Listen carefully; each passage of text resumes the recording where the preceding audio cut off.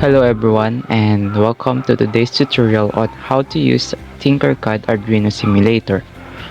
This tutorial will help you understand how to use the Tinkercad to simulate Arduino projects without needing any physical components. Without further ado, let's dive right in. Let's have a quick explanation of Tinkercad Arduino Simulator before we get started. Using this tool, you can design, simulate, and test your Arduino projects entirely online, making it a great tool for learning, prototyping, and debugging. To access the Tinkercad Arduino simulator, you'll need to have a Tinkercad account. If you don't have one already, you can easily create it for free on their website. Once you're logged in, navigate to the Circuit section and you'll find the Arduino simulator under the Tinkercad Circuits category. So now, let's create our project. Click on the Create button, then select Circuit, and choose Arduino from the components list.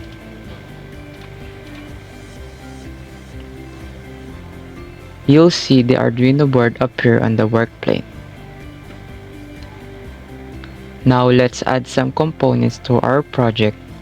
You can find various components like resistor, LEDs, sensors, and more in the components library. Just simply drag and drop the components you need on the work plane and connect them using wires. You can click on the button code to see the program loaded into the Arduino. The program shown written in blocks. You can also switch to the native coding language by selecting the option Text from the drop-down menu.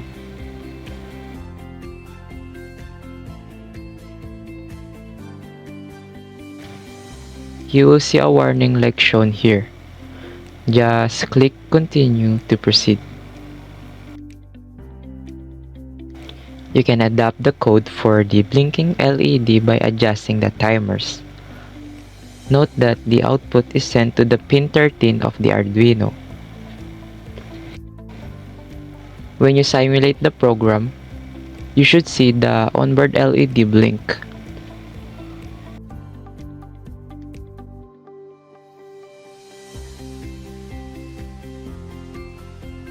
For the next part, we'll be using the same program a while ago. But now, extend the circuit by connecting an external LED to pin 13. Take note that you also need a resistor to prevent short-circuiting the LED. You have to make sure the program is uploaded properly and make sure you have the proper wiring.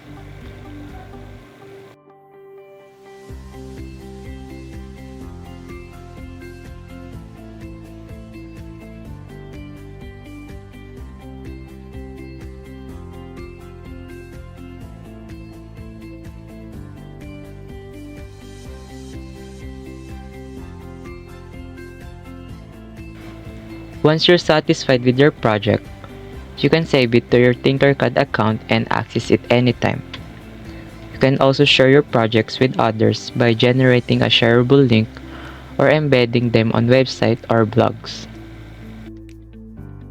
And that's it!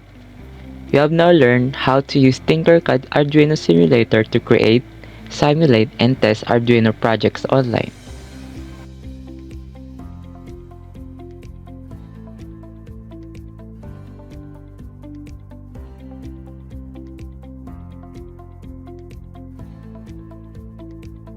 Now, let us proceed on how to use the Walkway Arduino simulator.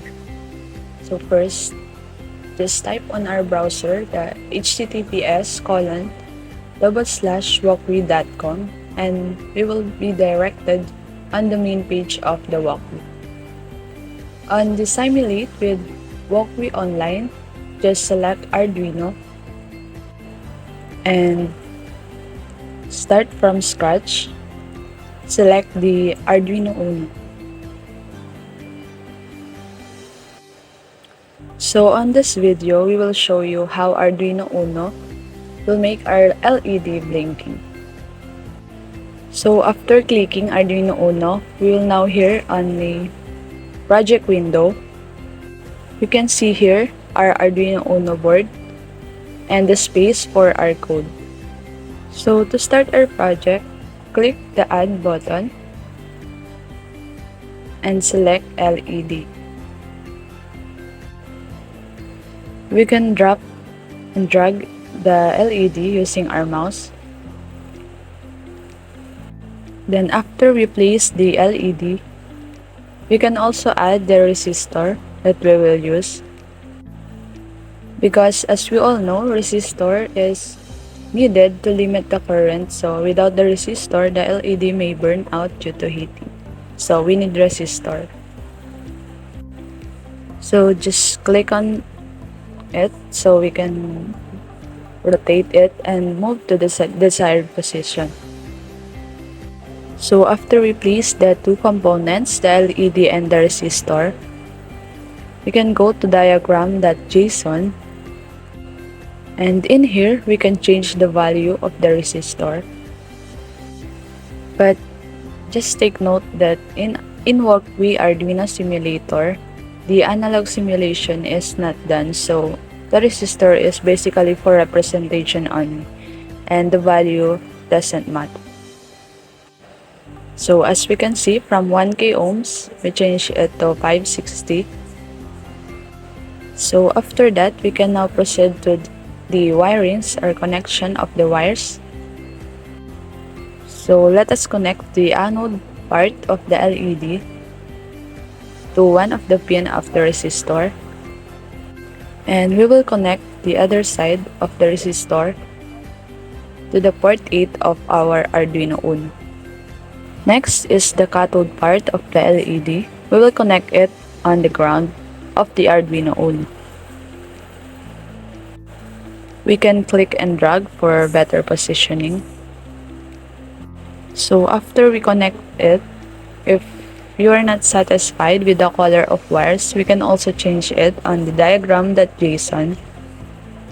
On this part, as we can see, it was all green. So let us change it. The anode part of the LED, let's change the wires to color red. And the cathode part, let's change it to black wire. As you can see, after editing, it's synchronizing on the simulation part. So it's done. We have black wire on the cathode part, and we put red wires on the anode part. So after finalizing the connections, we can now go to sketch.ino to put our codes.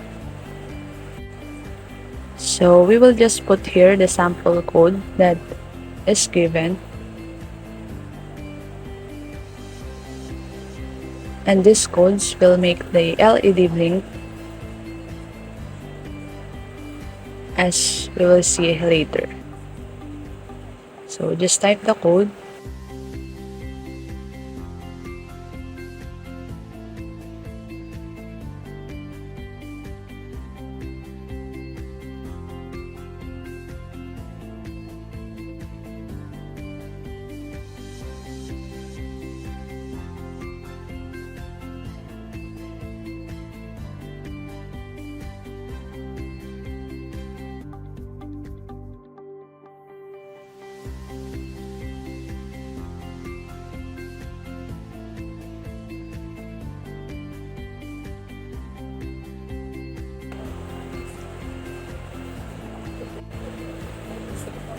And after finalizing the code, we can now go to the green button to start this simulation.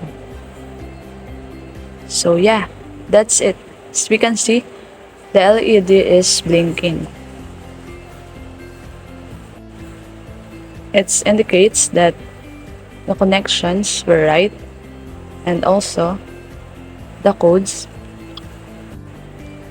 that is applied on the Arduino Uno board that makes the LED blinking.